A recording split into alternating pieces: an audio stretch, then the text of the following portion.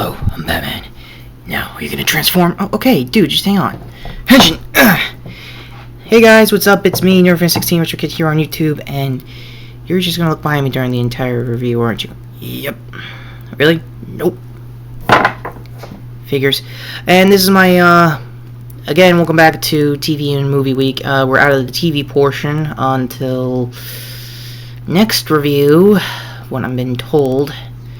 Never mind. And on that, here's my quick, not really quick review, but my big time DC-ish review again on Batman Assault on Arkham. And let me just say, that was a really good movie, because it wasn't really based on any of the comics aside from the Suicide Squad. It was mainly more on the Arkham games, and you can definitely tell later on in the plot, when they were using a lot of the former boss battles from, I think, Arkham City. Even though timeline-wise, this was like easily 2 to 3 years after Origins. I don't know why I keep mixing up Begins and Origins. You have a lot of origin stories, sir. Yeah, what are you gonna do about it? Nothing. That's what I thought. Continue. And there's a reason why he forced me to review this. We'll get to that in a minute. Well, before I get into the movie itself, who are the Suicide Squad? Well, if you're following any versions of pre or now New 52 universes, Suicide Squad are basically a bunch of mercenaries, C-list villains who, by all means, do a couple of Black Ops jobs to get time off their sentences. One, of course, being Harley Quinn, and then gotten his ass in Arkham Knight Origins, Deadshot. Now, there's a bit of a catch, story-wise, both in this movie and in their backstories.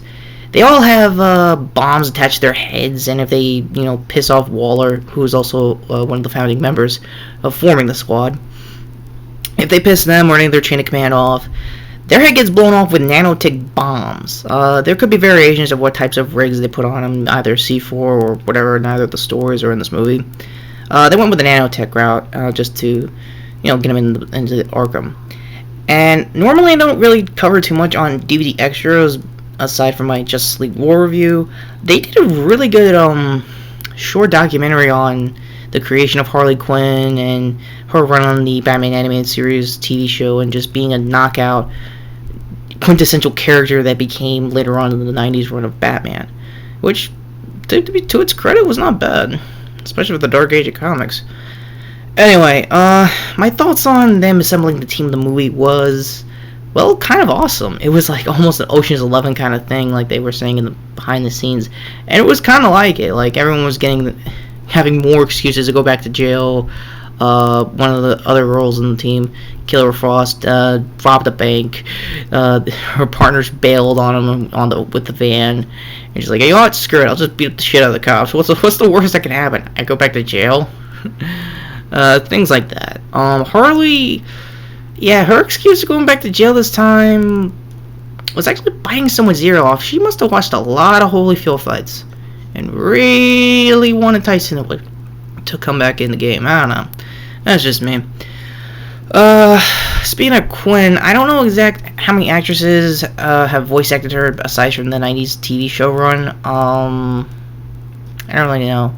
But the woman who played Waller was definitely not New 52 version, aka not FD.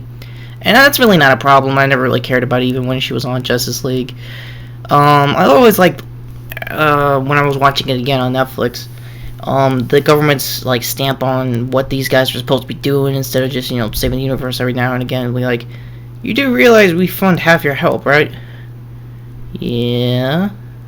And, things like that. She was played by the same actress from the Justice League run, and I wouldn't mind it any other way. And she definitely did. I think in this movie she stepped up the range to be more of a hard ass than usual, which was actually pretty cool. So, with all the, I guess, info dump and character 101s out of the way, why are they all together? Well, video. Another Failures review I'm watching. Let me click that out. Well, the reason why they're all together is to basically break into Arkham and stop what they thought would be a potential bomb, or them losing their identities online through Riddler. Basically steal the thumb drive before it gets leaked online. Thing is, it goes a little deeper than that, and this is where spoilers finally come into play. Joker pretty much ruined the whole team, that and Batman, who is also back again, voiced by Kevin Conroy, my personal choice of many to be Batman. And I don't know, I'm not really picking on voices now, being this long into the DC Animated U, coming back into it, being a casual fan now, I think being an amateur pro, I don't know. Look, enough of your stupid voice acting stuff, get to the real part. Yeah, he's pissed because they started a movie without him. When I wound out in that Batmobile, I wanted to kick their asses. Yeah, I know. Can we hurry this up? Good. I was thinking the same thing. Oh, what was that? Nothing.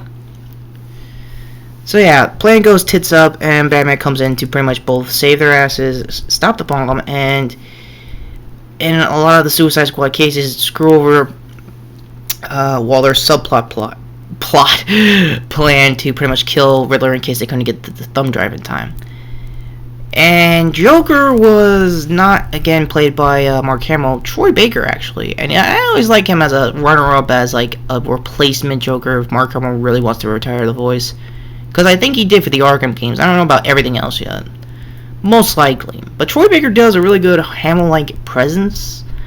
And it's not bad. I mean, I guess I'll do it again. I did twice for both the DVD and Blu-ray combo pack, which I bought. I like the Blu-ray version, though, because, you know, it's fitting into the format. I'm not technical like that. So, with all that said, my overall, it was a good movie. Good fights, as usual, for any DC animated movie. Man, they went really out of their way to push, I guess, the PG-13 rating for their not safe for work material. Mainly on Harley, I don't know why. Still, was fucking good getting into the prison. So yeah, mind telling them what's next? Well, good news first. I located your decade. Oh, good. Where's the card asshole? And this is where the second part of the plan comes in. You have to review next for the last half of your week. Kamen vs. Kamen. Oh, Showa vs. Heisei finally got subbed? How the hell did you know? I found clean subs, or like you downloaded it cleanly. As usual, later. Damn it. Yeah, as you may have noticed, Kamen Showa vs. Heisei finally got subtitled. Mostly on Imagination Station, aka Overtime.